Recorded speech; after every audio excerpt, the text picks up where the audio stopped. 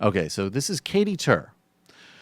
She's on Hardball with Chris Matthews, and she's talking with Jack Kingston, who's a former congressman from Georgia. He was also featured in a Triumph sketch where he made fun of congresspeople who deny global warming.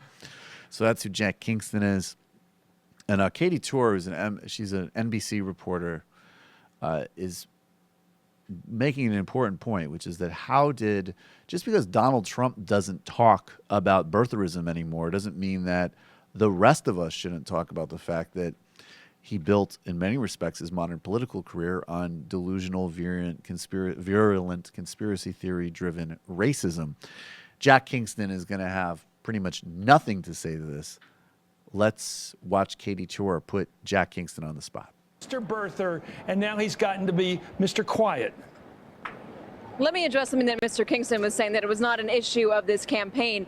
Donald Trump may not be making it an issue on the campaign trail, on the stump, but I have to tell you, his supporters believe it's an issue. When you ask them about President Obama, not just a handful, not just a few, many of them say that they believe he was born in Kenya. Hold on, I'm telling you, I'm there every day on the campaign trail. I talk to supporters every single day. You probably have push questions please don't interrupt me. That say please that don't to interrupt people. me, sir. I mean, you can Please don't find interrupt me. Let me tell you what Donald Trump supporters tell me on the campaign trail. Let Katy report. Let me tell you what Donald Trump supporters tell me on the campaign trail often. They often say that they believe that Donald Trump was born in Kenya. They often say that they believe he's a Muslim. Some of them even go on to say that they believe he's an undercover operative, a Manchurian candidate, if you will, that has the interests of a foreign power rather than the interests of the American public. That being said, Donald Trump has not backed away from this. And let me finish this, Mr. Kingston. Donald Trump has not backed away from this because he's never backed away from any statement on this campaign trail so far. The only thing we've heard him back away from was to say that he regrets some of the things he's said during this campaign season, but he never specifically said what he regretted. We've asked him repeatedly, as Chris just showed. I asked him last year where he stands on the birther movement right now. He was asked as late as last week on his own press plane by the press pool. He said he doesn't want to get into it because he believes it's going to become an issue. The reality is it's become an issue regardless of it.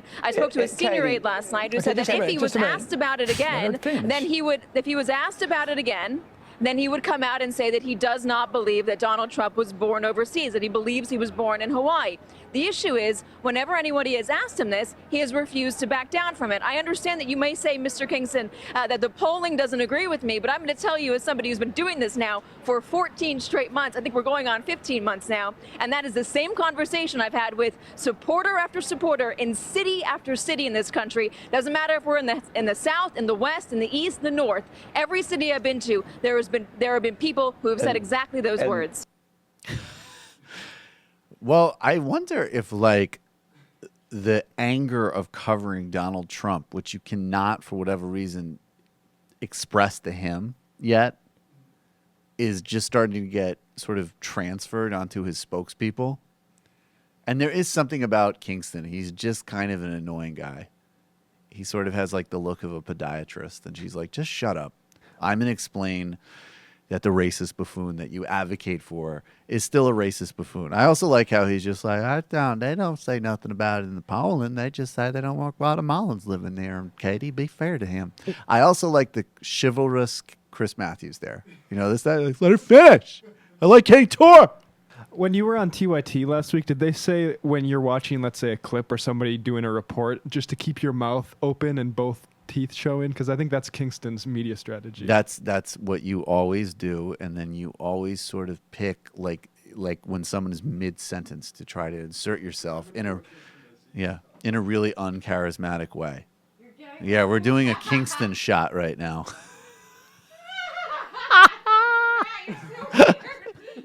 I don't have anything to add to that. It's hilarious. Wait, can I just... you just do like the beaver look.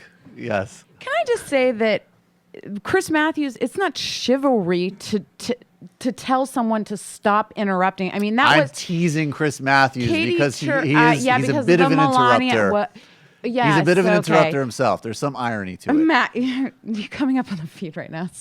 No, I mean, she was on a rant and everything like that. She was on reporting. She's doing her job. Well, exactly. I mean, it was a little bit long for just it was for a monologue for somebody not in studio, but it wasn't.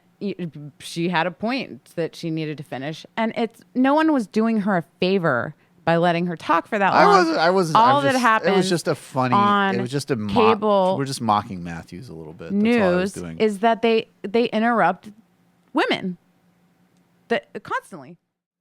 Hey folks, Sam Seder here. I just got back from a company-wide meeting. Accounting is really coming down on me hard. We need to get to 100,000 subscribers as soon as possible. So please enjoy this channel. Subscribe right down there.